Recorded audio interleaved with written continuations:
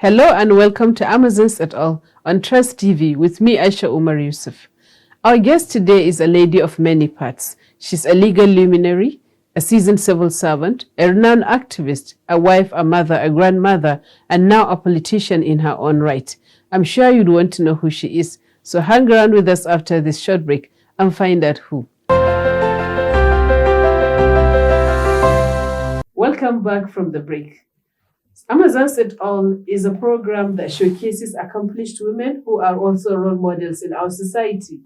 And today we have with us Barrister Aisha Ibrahim. She's a lady of many parts, and we're ready to hear all about her life and her career accomplishments in the next several minutes. You're welcome to the program, Hajia Aisha. Thank you very much. Thank you for having me. You were born 59 years ago in the ancient and historic city of Kano. Can you tell us more about your early life? Okay, I was actually born in Lagos. I see. Yeah, in Butemeta in Lagos. But I'm from Kano. My father is from Kano. My early primary school life is in Kano. Yes. And I went to St. Louis Primary School between 1966 and 1972. 73. I went to St. Louis Secondary School 1973 to 1978. And from 79 to 85, I went to Barrow University. I did my early post-secondary studies in Barrow, and I read law in Barrow University. I went to Nigeria Law School, 85, 86, and I was called to the bar in 86. I went to NYSC in 1987. I served at the headquarters in Lagos, the police headquarters. At the prosecution department, and I joined the Kano State Judiciary. Thereafter, I rose to the rank of senior magistrate and got into federal service thereafter. And I moved from one ministry to another, about 6 all in all, and had almost 2 decades in the federal service. Going back to your educational experience, how easy was it getting a good education? I mean, in those days, parents were more against girl child education than they are now. How easy was it for you to get such an education very easily? My father was, I would say, an entrepreneur, a businessman who moved around the world. And at one time, I think he got the best traveled man in Africa award 2 or 3 times. And he was, though he wasn't educated himself through Western education, but his travels and businesses had shown him, like he told us, if there was anything that he was to rewind back in his life, it was that he needed to go to school. And therefore, he took us to the best schools then available. And because he was a successful businessman, though he never worked government at all, I see. Yes, we went to the schools, Catholic schools then, were seen as one of the best. And I would say we were these children that were shoulder-driven to school and back. And everything about our childhood was education. So I think it wasn't really anything that was that difficult. But like I told members of my party, PRP, he was a disciple of PRP who came together with Allah Aminu to rescue, the Talakawa mission. And education was one of girl child education. Was yes. One of what was being advocated by Malam. Yes. And because he was a disciple of Malam Amin Kano and a close ally, seeing girl child education was not anything that was difficult. Equal opportunities were given to us from home, both boys and girls. And incidentally, the girls did better. Oh, I see. At what point did marriage come along? I mean, did you at any point have to combine studies with marriage or motherhood? From the onset. As soon as we finished secondary school, hardly were we allowed to go to the university and roam around the university life unmarried, because they had to struggle with that, thinking that the Western education would make the girl child wayward. So it was a balance of both. Just after we finished secondary school and enrolled into university, we were married. And as early as 17, some of us had our homes and then went to the university. And because we had all the support we needed, really life was easy. And even though those in the university campus had more opportunities, because you could now go into extra classes at night and read and so on, but we coped. See. Yeah. So when the children came along, it was like just part of the whole thing. Yeah, the parents were there to support us, Yes.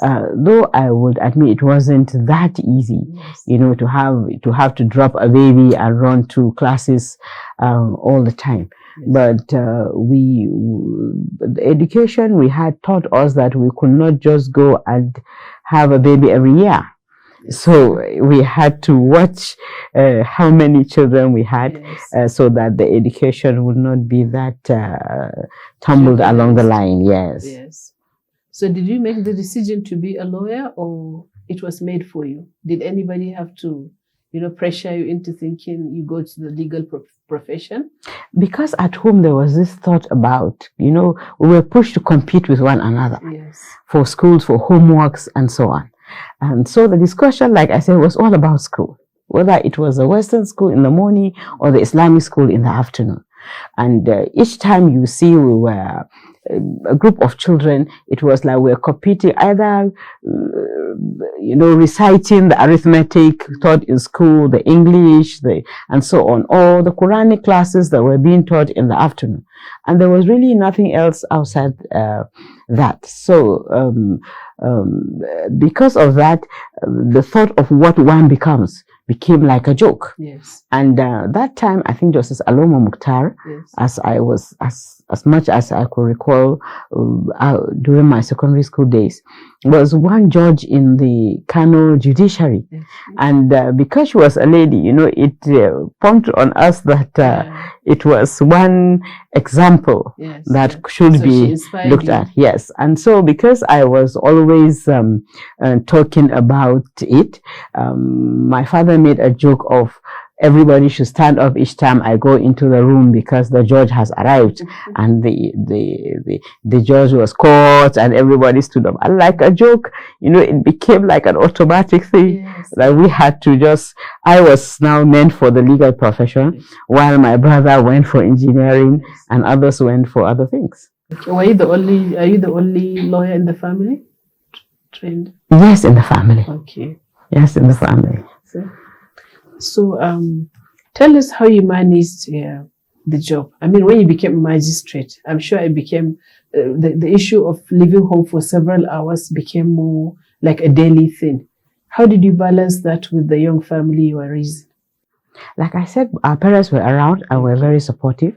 I think a group of us from Kano who were creeping at that time, found this lifestyle just automatically made up for us. Yes. So not only I that went to some of us that were in the legal profession, but others that went teaching and so on and so forth.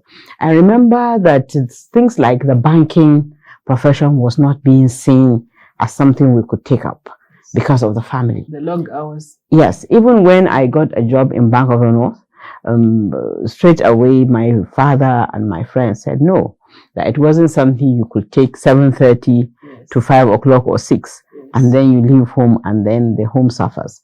So a civil service job was seen as in between. Yes. And I think we coped because as early as 2, 3, you were okay to go home. And sometimes the work is not that very demanding, and even though one had to give his best to build up a profession. Yes. But like I said, if the number of children were not that many, because I had so only 2. Was a very important factor. Of course. You could not just come and every year or 2 take maternity leave. And then you have 4 or 5 children before 10 years of marriage, are 6, 7, and it will definitely tell on the profession. Exactly. Yes. So, in the cases you handled as a magistrate, was there anyone that really stuck out that you remember anytime?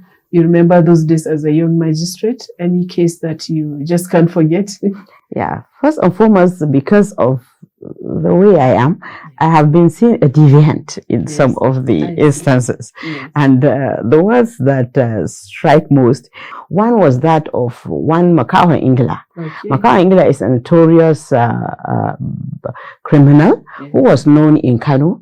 And almost every stealing or theft that happened at Kano and in the environs was being really linked. Blind? Because Makaho means blind man. Was he really blind? No, he was just being called Makahinga. He has this one-eyed thing, which I don't know whether he sees with it or not, but I know he sees anyway because he appeared in my court.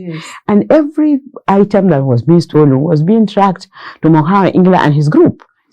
And it's like everybody in Kano knew about it.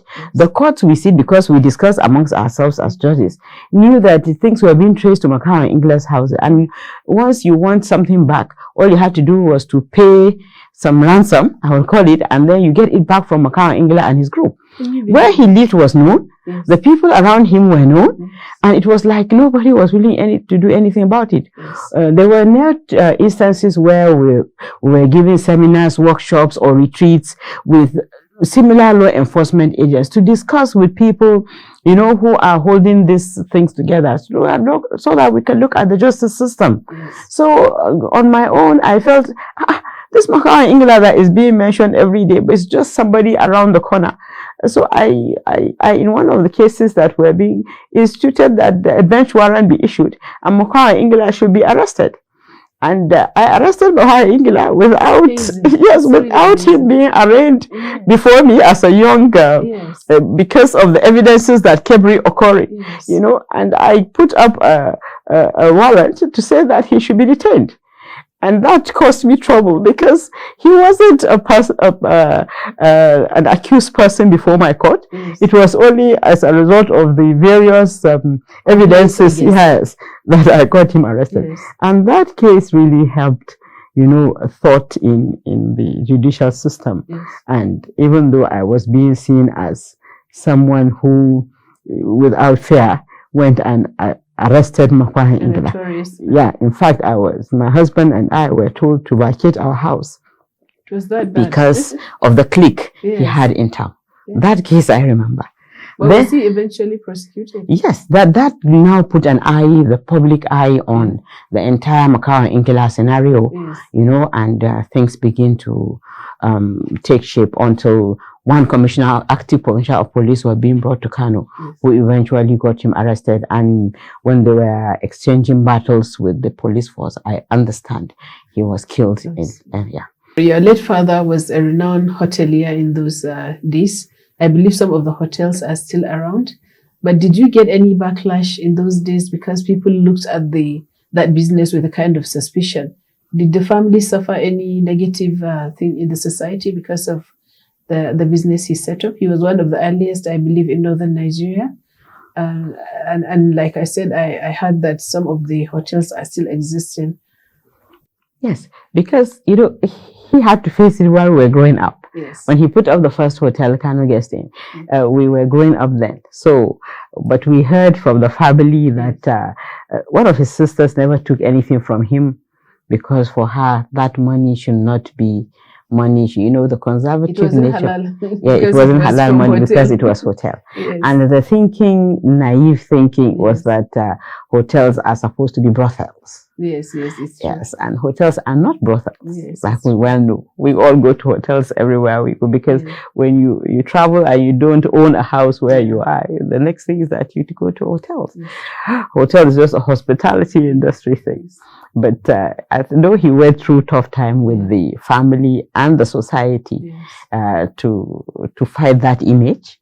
But he was able to at least go ahead. The general belief then I had was that hotels promote immorality. So people involved in hotel usually have to suffer that backlash. Yeah, because the society wasn't as enlightened as it is today to see it as just an alternative accommodation for someone probably who is away from home. But in those days, it was generally seen as a kind of immoral, well, like you said, a brothel. It was. But you see, my father started in a large way. Yes. So because of that, it wasn't hotels for people to just creep in and take rooms. These were hotels that were for companies and industries and so on. At a certain point, I remember as we were growing up, Middle East Airline and British Caledonia, who then was very prominent in Kano, took permanent rooms in the hotel. And these were not these were not hotels that were being done at the outskirts of town or in Sabongari. They were right in the middle of town. Exactly. In the city. Exactly. And he took it very seriously. I envy what he did. It was a success story. He took another one to Sokoto, and my brothers are hanging around the business today. That's very good. So we are going on a short break. We'll soon be back with Barrister Aisha Dankani and her amazing life story. So you're welcome back. This is Amazons et al. And we are in a discussion with Barrister Aisha Ibrahim Dankani. We are going to continue now. Thank you. So now we are making news move as a politician. What inspired you to join politics? My worry over the deteriorating state of our affairs as a people, especially in northern Nigeria. You see, when you look at, I don't need to go into the problems. We all know what the problems are. In every angle, in every facet. We keep going backwards, and poverty is at its peak. We and a few friends of and some concerned people came together and we formed what we call Kano Leads. Kano Leads.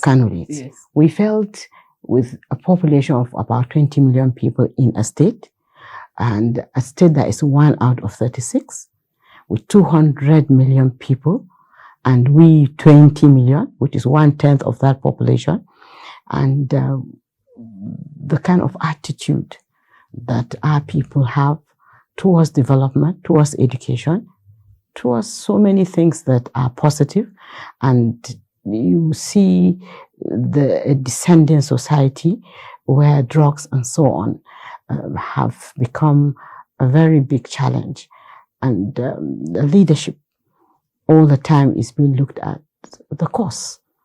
So in Kano Leads, which is an NGO concerned with Kano, we kept working on what we can do, as a people to intervene. We invited, educated, and engaged Kanawa and had discussions. And each time it's like what we can come together in hundreds and do. All you need is one leader, with a mandate to do it and do it better. So we felt, and the only way recruitment process is being made is through political parties. So we felt then if we are this concerned, we then have not to go back and complain. We need to participate. And it is that participation that brought me to the political front. So you contested under PRP? Yes, under Why PRP? First, because of the ideology PRP has. Like I told you, my father was one of those who, the American, disciples. And then everything that PRP represents is what we are looking for. We looked at what was available, and the rot, as I will call it, is by one or the other of the two parties that are the major players. So we couldn't be seen to join a bandwagon if you want to make changes, and make a difference. So to me, PRP came, was the answer. So we joined PRP to actually see how we can participate to better the lot of our people. Exactly. So now we're talking about Rescue Nigeria project. As one of the conveners, can you tell us what it is all about? Rescue Nigeria project is a movement, though political, but non-partisan, because many people from other parties have come on board. Yes. The common thing about it is this zeal and this, need to now do things differently and take this country, like rescue the word connotes, out of the pit that we find ourselves. Yes. We either go deeper and get buried, or we bulge out and change. What we felt is to just take the latter. And Bulge does this out and project change. really command a lot of support? Do you think you've got the support of the right people, like minds? You really think? I don't know if you came to our inaugural meeting at the International Conference Center. You saw the caliber of people that were there. We have consciously and deliberately decided to engage people who we know care about this country, who we know want to come together and rescue this country, who we know want to do things differently, and we are focusing on the leadership recruitment process. Because unless and until that is done, credible people and people of conscience who really want to help will be afraid to come out because the system will not allow them to participate. So we felt we need to care, more and look deeply into the issues. We put up some principles and values which we will work around to see that using them, we have changed the status quo. Is it really national? It is national. Okay. If you were at the opening in the International Conference Center, you will see different people from different parts of the country were there. All the 6 geopolitical zones? All the 6 geopolitical zones. That was why you saw the newspapers took it. Jeka, Tom, Adenoron, Otumi, and put up a new political party. That's what they reported. And so it's not really a political party. It's not yet a political party. Okay. Yes, we would. Is it likely to transform to a political party, or are the members going to go back to their old parties and then just keep the rescue mission in spirit? No, you see, the rescue mission cannot just be the spirit. Okay. It has to be what will guide what we are going to do. And wherever, even if it is in an existing party or a new party that happens to now embrace these principles and these values, that's where a lot of us will tilt into for 2023. There are many calls for women to join politics, and there's even this advocacy right from the beginning of this Fourth Republic that women should have 30% affirmative action, that the government should allocate that to women. But I think one of the problems women have is that Nigerian politics is all about money. You need lots and lots of it to be able to contest for office and carry out campaigns and get there. And does this mission, this Rescue Nigeria project, does it have any provisions to help women achieve these aims? Because, like I said, women are not doing too good financially, and our politics is all about money. You see, maybe I should explain broader. What Rescue Nigeria project is trying to do is to create the critical mass that is being required to bend this change. And in so doing, you don't need a money bag to now hold a party to say he controls it, whether you're the governor or whatever, and then the entire slots are being put across by you. So you decide who becomes the senator, who decide who becomes the House of Reps, you decide who becomes the councillor, who becomes the local government chairman, and who becomes this and that. No democracy that has done well operates that way and goes on good. So what Rescue Nigeria is trying to do is to say, let all those who care, like I said, all those men of conscience, and all those with probity, integrity, courage, with the inclusiveness that we are looking, and that's where the women come in. We will come together and see that competent people of character, now hold forth. That way, it is not now incumbent on you as a woman to begin to look for money to now stand in for elections. I think this is where the Rescue Nigeria project solves this problem. And what we have started doing, like the meeting you saw at an International Conference Center, not one person now hosts the meeting. What we do is to count ourselves and divide amongst ourselves exactly, what is being required to now put up whatever program we want to put up. And that is the intention of Rescue Nigeria. Deliberate fundraising to fund any exactly, crowdfunding, yes. so that it is owned by us. We want to mend and own this country. Yes. That's very laudable. Do you intend to take this mission down to the young ones? I mean, you need, of course, you need the new breed, as we used to, our past president used to call them. How do you take this mission to the younger generation? That is our target. Yes. I wasn't around last week. I think Dr. Bogaji held a meeting with some of our members, with the youth, the Christian group, the Muslim group, and then the youth societies here and there. Yes. The engagement has been on intensely. And by the time, I think, by the end of this year, we intend to make the movement come up in hundreds of thousands. And that way, Nigerians who care and who are tired of the status quo will not be looking helter-skelter as to where to go. The option in this country is not going to be a PDP or an APC. The option is going to be the credible place to be, where we will really rescue this nation or the others. It's very good.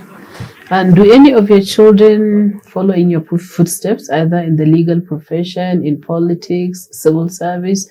What are they up to, more or less? No, they're entrepreneurs. Okay. Yes, they're doing their own businesses in their own way.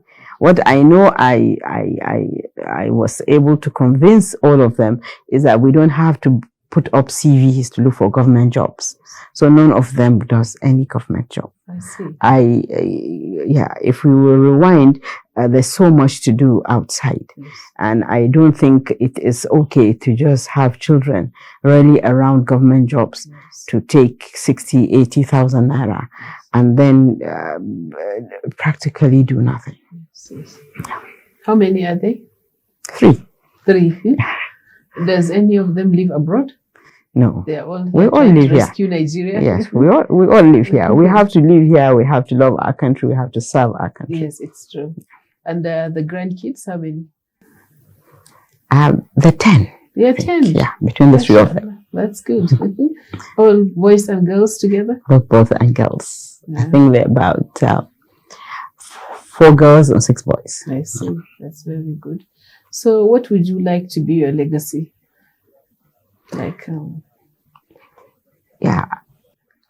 Someone that has participated in change, bringing real change to this country, dedicated to common good. But really and truly, I am tired of what we have turned ourselves to be. And it is very heartbreaking to see all the opportunities we have been having, what we are as a country, the endowments being wasted, and we are what we are. I hate to leave this country and present a passport that, gives me this demeaning look by every immigration that I go around the world. We are losing our humanity. Yes. As a people. I don't know what is happening to us, but we are not the only people with oil. Those with oil have used their oil in their right way. We have opportunity to be just any great country. And we have known that. We have dissected. I was at NIPS, and this country was being discussed thoroughly. But you see, every day we wake up and you see things differently. What I keep saying, and what I'm going to say again, is that the bad eggs are just a negligible few. Many Nigerians I know would want to have a better Nigerians, will want to be human, with empathy, with some, dignity, not what we have allowed the negligible few to make us be. I want to be remembered as someone that has participated to change this country for good. That's very good. One thing I noticed is that there's always this emphasis on the fact that some of the poverty we see, especially in the north, and in a place like Kano, which used to be a real commercial hub. So many industries was the closure of the industries we used to have. So many of them are locked up in Bombay and other places. Do you have any special message for all the very wealthy Kano individuals or influential service or ex-servicemen, all the people who made it big out there and they're from Kano? You have any special message for them on what to do about these locked up industries and the fact that possibly there's a lot of manpower that's being wasted out there because people are unemployed or underemployed? What message do you have for these people that could make a difference if they wish to the manufacturing sector that's been neglected now in Kano? You see, manufacturing sector is just one. But our attitude is at the top of it all. I think there needs to be honest conversations taking place again and again so that it will change our attitude, it will bend it, and it will conscientize us as a people. As it is, we are losing faith. I was in Dala and I chose to contest House of Reps, not Senate like people kept pushing me to, because I want to concentrate on a place where, we can micromanage. Yes. Instead of going to, Kano is big, some 16, 17, 14 local governments are senator, and some of them you don't even reach. Yes. You need to be groomed well, as a politician and an honest one to even stand for Senate so that you could now lift some local governments together. But to start with, since I am not a politician, I just joined in 2019, I felt let's start with a local government. And every part of Dala I've been, there's poverty. There's poverty. And when people say northern Nigeria has taken this and that, I'm just wondering which northern Nigeria, yes, the one I know. But I don't know any place where these conversations are taking place, honestly. Mm-hmm. That was why we now came up with Kano Elites and are pushing educated elites from Kano to please join hands in so that we can, begin to discuss before the industries come by. Because if I were one person to invest in Kano, I will also be skeptical because, business is not being done that way. You just don't invest for emotional reasons. You invest to make business and to make profit. Yes. And when people are not up and about, you need many factors put together to do so. Yes. If you are an entrepreneur and you want to invest in Kano, you will quickly get perhaps some things being sorted in a state before you get it sorted in Kano. Yes. So it is not only about you as the industrialist or the manufacturer. It is also about enabling environment to make you strive. So these are part of the issues that we need to look at. We need to discuss our social lives. We need to discuss our economy. We need to discuss, our environment. We need to discuss education, especially, so that it's not just the schools are there, but there's some quality in what we are giving the children. These, I think, are the discussions that we need to. And it's not just possible with a 20 million population and very little resources.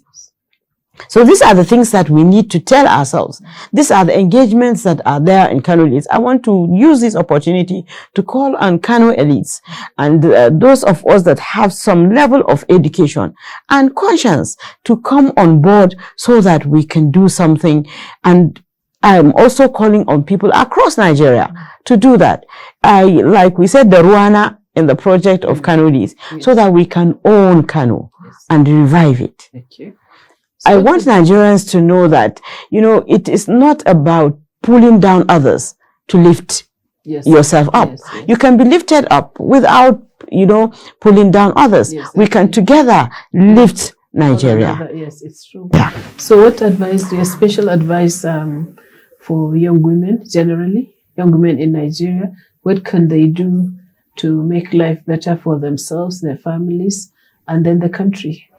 I think women are doing very well. Yes. For the sectors I served in federal service, like I told you, I've met them along the line. I've met MDs of banks. You have seen Chief Justice of Federation. You have seen another one held in Court of Appeal. You have seen us in manufacturing. I saw them on boards, on different boards that I served. and so on. Generally, we are not being sidelined once you now come up, and participate in whatever sector you find yourself. Where I think the problem is in northern Nigeria, in core northern Nigeria, where still we're hanging around these conservative ideas, and using religion to demean our women. This is where I think, like I said, the conversation needs to. I need to tell women that you are not demeaned by Almighty Allah because you are a woman. Like you asked me from the beginning, at 17, I finished secondary school. I married. I began to have children. I went through university education with children. You see, it is better. Let's look at living itself, how we can earn a livelihood that will earn us a good hereafter. Not just the kind of life you see women, we are being thrown to marriages that perpetuate poverty. You don't have opportunities. Your children are not likely to have. Your grandchildren are not likely to have because there's nothing that is working for them. I want to call on women to think about those things that have brought us backwards and look at those things that have brought other people forward so that, we can do things differently.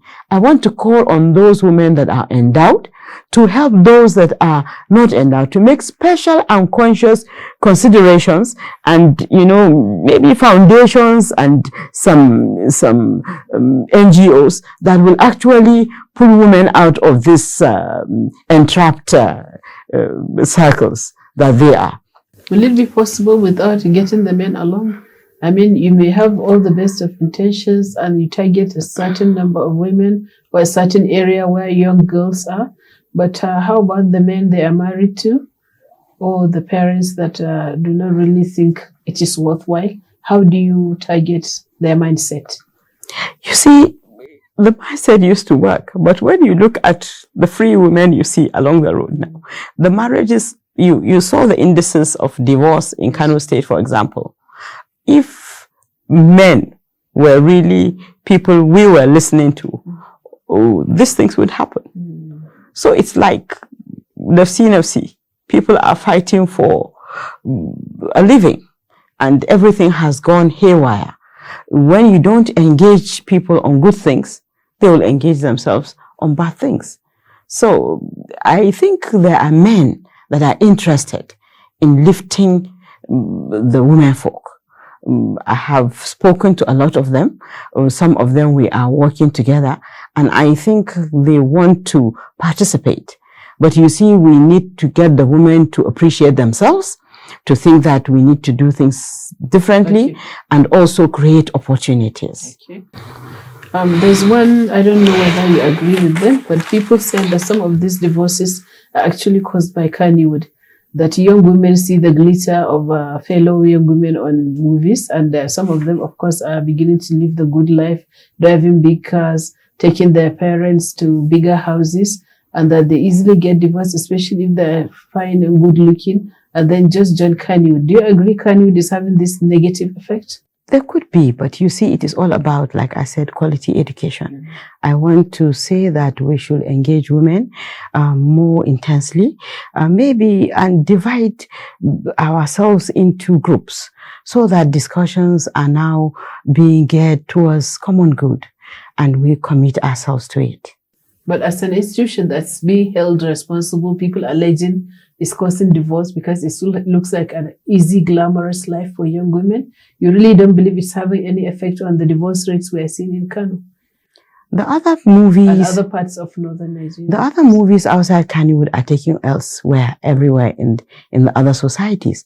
And their divorce rates are not increasing because of their movies. It is because of education. Is there anything Kannywood can do to make you and I leave our homes? No, I don't think so. Yeah, so these are the issues. Okay. I think the real issues need to be looked at. Okay. Thank you very much, Aisha. Thank you very much. Thank you for having me. And we wish you a better luck. Thank you for having me. Thank you so much.